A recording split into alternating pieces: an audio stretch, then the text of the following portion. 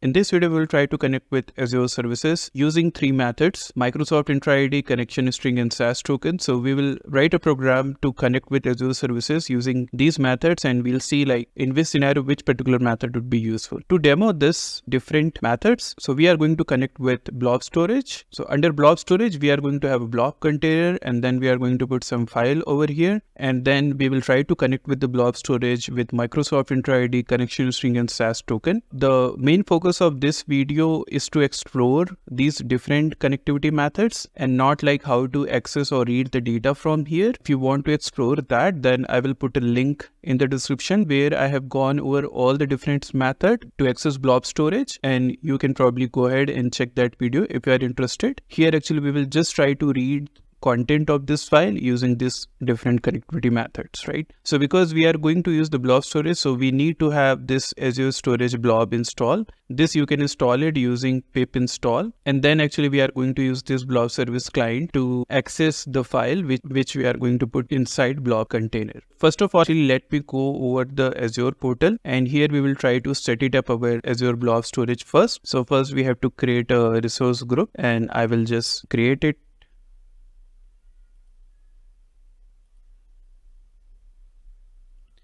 And my resource group is created. Now I will go to my home, and then I will go to storage account to set up my storage over there. Give any name, demo 3006. I can just go for locally redundant storage. I will just review and create.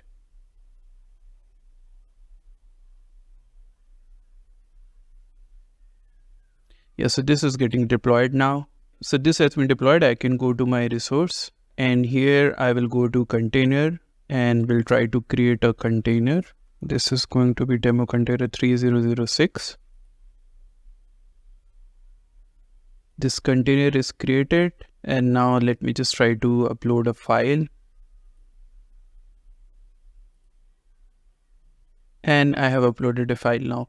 So first option what we are going to try over here is to access our storage using the connection string. To access the connection string, you need to go to access keys. And once you go to access keys, here you can see there are two things. One is key and another thing is connection string. And you can see like there are two options. So one is key 1 and then there is a key 2. You can take any of the connection string. You can either take it from here or you can take it from here. Both will work fine. To demo the first one, I am just going to copy this connection string from here, and then I am going to paste it in my code. This is my code for connection string, and you can see like I am passing the connection string from my environment file. So I will go to environment file and I will look for this particular variable Azure connection str. So I will go to my environment file, and here I will go for Azure connection str, and then I will just replace this. So I will remove everything and just place it over here and just save this file. Now my connection string has been put over here. So what I need to do, then I can just go to my code. I'm retrieving this Azure connection string from this environment file, and this particular variable is being loaded using this load underscore dot environment file, and after that I am passing the container name. So let me go to my container, and the container name what I'm passing over here is demo container 3006. Same thing, I can just pass it over here, demo container 3006, and after that my blob name is sample3.txt, and to access this blob I'm using this blob service client. So first of all we have to pass our connection string. Because we are using connection string, so we have to use this particular method from connection string, and then we can pass whatever connection string we have over here. And you can see like other than that we are not passing anything else. After that, once we have the connection string retrieved, we are creating a client, and using this client only we are accessing our container, which is going to be demo container 3006. And once we have our client retrieved, then we are going to access our blob, and for retrieving the blob we are using this container client dot get blob client, and under that we are just passing our blob name. At the end we are just retrieving the data from here using this particular method, and then we are just printing it out over here. So if everything works well, then this should give us output of the blob which we have uploaded on our container. So let me try to run this code now.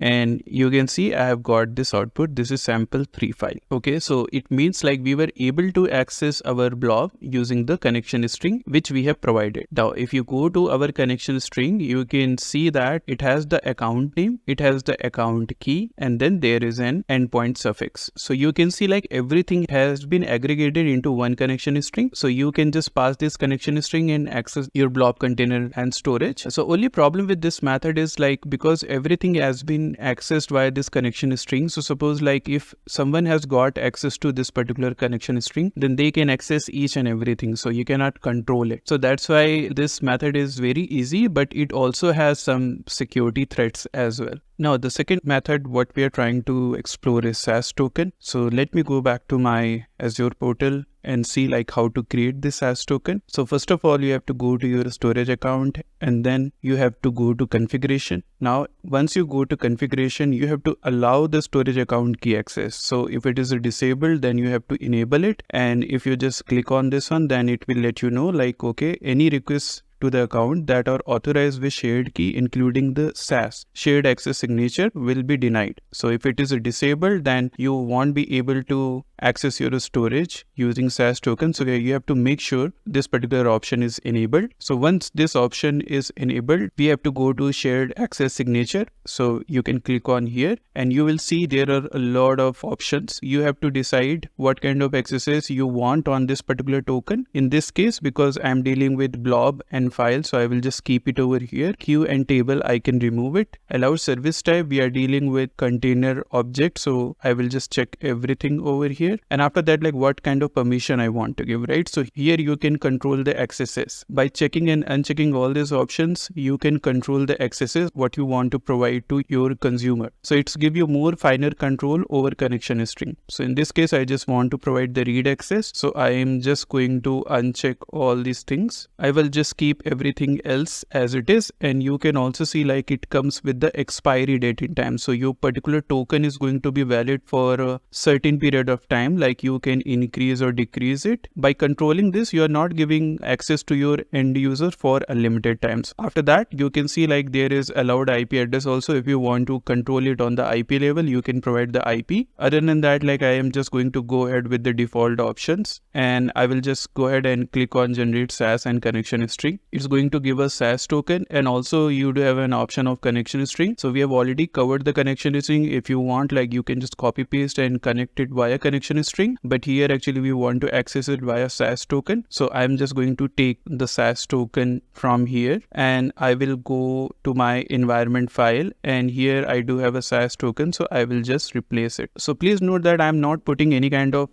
quotes or anything over here. It's just whatever value I've got in the plain text, I just put it in my environment file. And after that, we also have to define the Azure storage URL. So here only I can see the endpoint is like this. So I can just copy paste from here and just paste it over here. So now I have Azure storage URL and I do have a SaaS token also. Now I can go to my code, and here you can see like I am retrieving the SaaS token from my environment file as well as the account URL. And after that, the container name I have provided. Then I do have the sample3.txt, and then you can see like we have to pass account URL and our SaaS token. So instead of using blob service client dot from connection string, I'm just using blob service client over here. And then you can see like I'm passing the account URL, and then SaaS token we have to pass it under credential. So once we have these things defined, then rest of the things are going to be same only. We have to retrieve the container name, and then we have to pass a blob name to read the file. So let me just try to run this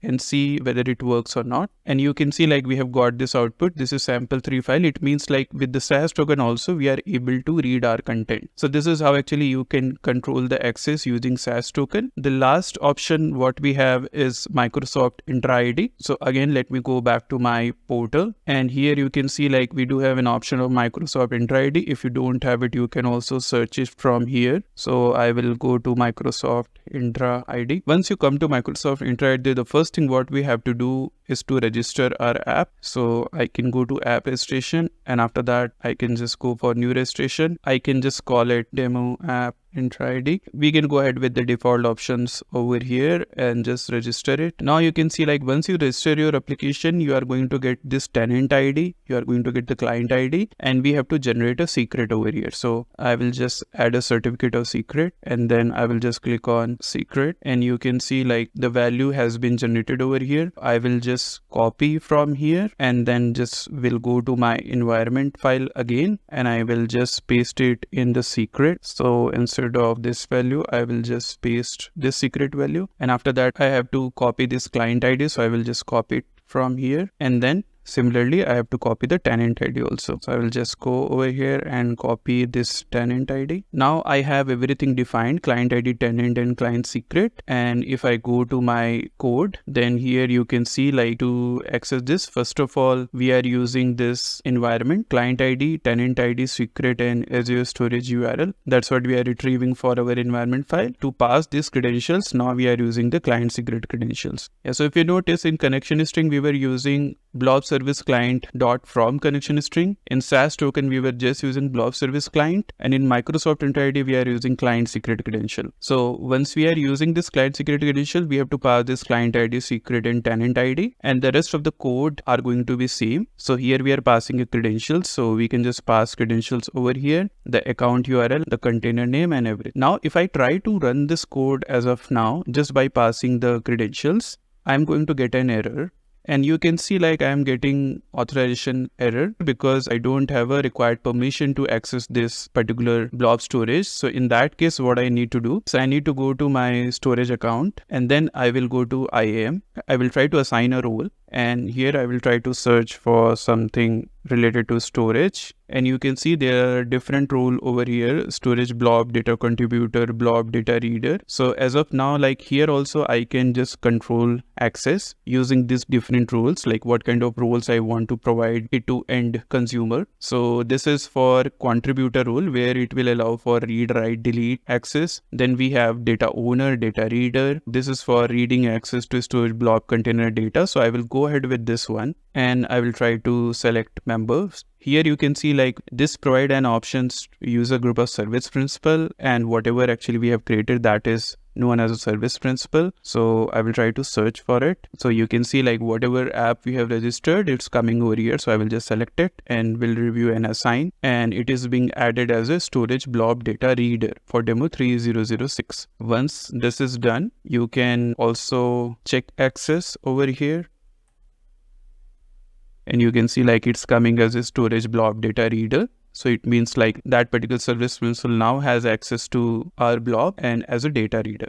So now because this has been added, we should be able to run our code successfully now. So let me try to run this again. And now you can see like we were able to read the file and we have got the output. So in all three scenarios, the output is same. And it means like we are able to access to blob storage using these different methods. So that's all for this video. Thank you for watching.